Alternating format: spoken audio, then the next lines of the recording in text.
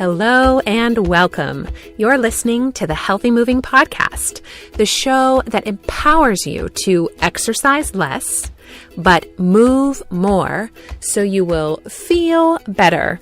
I am your healthy moving enthusiast, Jen Hoffman from healthymoving.com. I am so excited to be back, and I have a new co-host who's likely to grunt and coo in the background. Yep, my third kiddo made his debut about a month ago, and we're doing great and excited to be back in the podcast booth, also known as my closet. Today, I'm going to give you a self-care plan to keep you from sliding downhill these last few months of the year, so stick around. You don't want to miss this. For the longest time, I had this not-so-great annual tradition I want to tell you about. It starts in the dark hours of Halloween. The kids are in bed, and their candy stash calls my name. After I pilfer through it looking for the miniature Snickers, the ritual begins. The annual downhill slide of my health that happens from Halloween through January 1st. I move less and eat more. Little aches and pains begin to crop up. At the time of the year when I have more to do than ever, my energy just tanks. I don't sleep enough, and the sleep I do get is restless and fitful. All of this leaves me feeling not so great. And guess what? When I don't feel great, I can't show up for life in the way I want to. I have a short fuse and snap at my kids. I work more but get less done because my creativity and productivity are in the tanker. I numb out with junk foods and excessive screen time. I lose my mind-body connection and I begin to feel lousy about my body. All of this has me heading into the new year with a major uphill battle just to get back to the firm ground I was on in September. I want to enjoy the holiday season, and I want my people to enjoy being around me. So I learned a couple years ago that I have to be very intentional about my self-care routine these last few months of the year. And on the off chance that I'm not the only one who rides this downhill slide at the end of the year, I thought I'd share it with you. The key to my self-care routine are these things I call feelings check-ins. I do these with my coaching program members, and I hear all the time about how simple and powerful people find them. You see, our bodies are sending us signals all day long, little messages letting us know exactly what our body needs. The problem is, most of us have grown accustomed to ignoring those signals. It's kind of like how a kid watching TV can just zone out in front of the tube and they don't even hear their parents talking to them from just a few feet away. That's how we are with our bodies. We're so disconnected that we're not hearing the signals they're sending us. That's what these feelings check-ins are for, to reestablish our mind-body connection. I like to do 5 of them a day. You might want to start with just 3, but set an alarm on your phone. Personally, I have one for 9, 12, 3, 6, and 9 p.m. When the alarm goes off, you just do a quick body scan.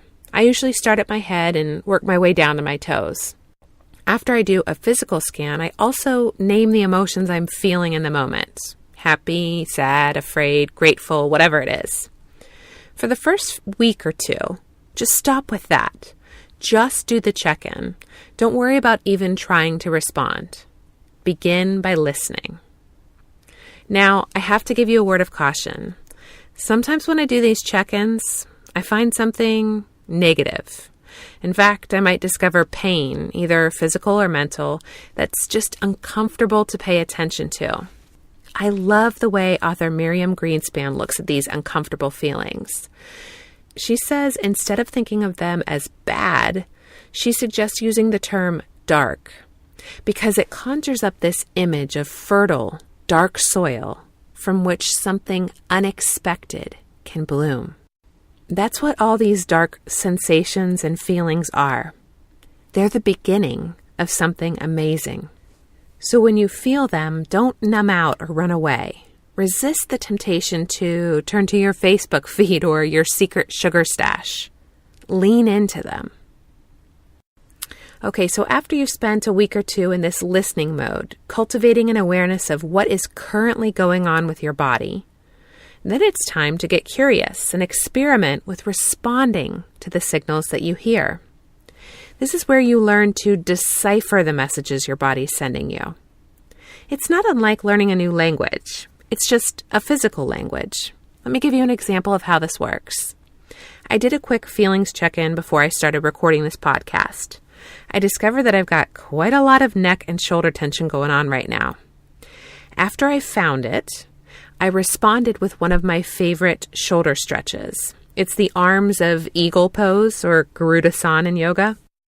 As I did the stretch, I started to think about what might be creating that tension, and I immediately thought about some of the positions I've used for nursing my newborn. And I made a mental note to just be a little bit more intentional about those. And all of that happened in about 3 minutes. The body scan, the stretch, and the mental musing about where the tension was coming from. And guess what? That neck and shoulder tension, if I ignored it, if I missed the signal, it would likely turn into a headache. And that's just what happens. We ignore the quiet, early signals, so our body has to start screaming. And when it gets to that point, it's much harder to right the ship. These short check-ins allow us to discover the little things before they become the big things. And this is the key to maintaining our health, to feeling great in our bodies. When you're in the early stages of learning how to respond to your body's little requests, I suggest you approach it in this way. Start just by picking one exercise, something that's designed to restore a muscle to its optimal length or strength, or maybe something to develop a new, healthier motor program. And then practice that one exercise at each of your 5 daily check-ins. So choose, for example, the calf stretch. Then at each check-in you do on that day, do your body scan and then the calf stretch. The next day, pick a new exercise.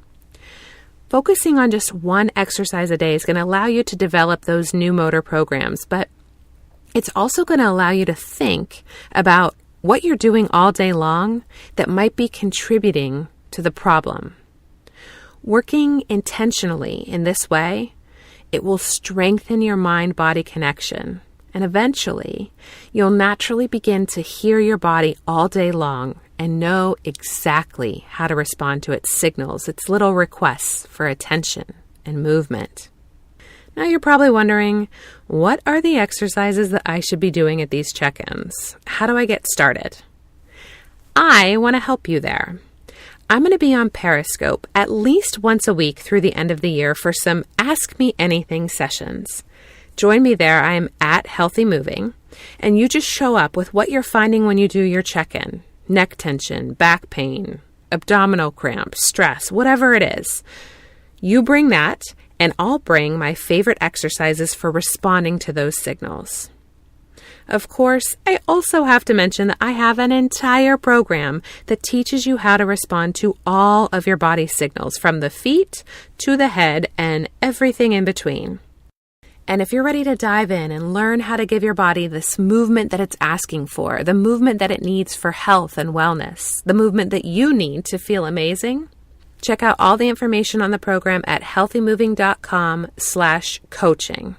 I have a new challenge starting on October 18th, and I would love to have you join me for it. Friends, this self-care plan helps us to improve the way we're moving all day long. When we move more and in healthy alignment throughout the day, we use more muscles all day long, so we get healthy muscle tone and improved metabolism. We improve our blood flow, so our hearts are happy. And we increase our lymphatic flow, so we get improved waste removal. All of these things help us feel better and improve our health, right down to the cellular level. Let's finish this year strong and head into 2016 feeling amazing. All right, that's going to do it for today's show. Don't forget, register to join me for the upcoming challenge at healthymoving.com/coaching. And don't forget to find me on Periscope at Healthy Moving. If you have a question you'd like me to answer on a future episode, you can call me at 201-580-MOVE, or you can click the Leave Me a Message link in the show notes at healthymovingpodcast.com. As a way of saying thanks, if I use your question on a future episode, I'll send you a little something in the mail. I would love your feedback on the show. Head over to iTunes to subscribe, rate, and review. And if you're enjoying the show, share it with your friends. There's links over at healthymovingpodcast.com to make spreading the word super easy for you. Thank you so much for listening. Until next time, friends, keep moving.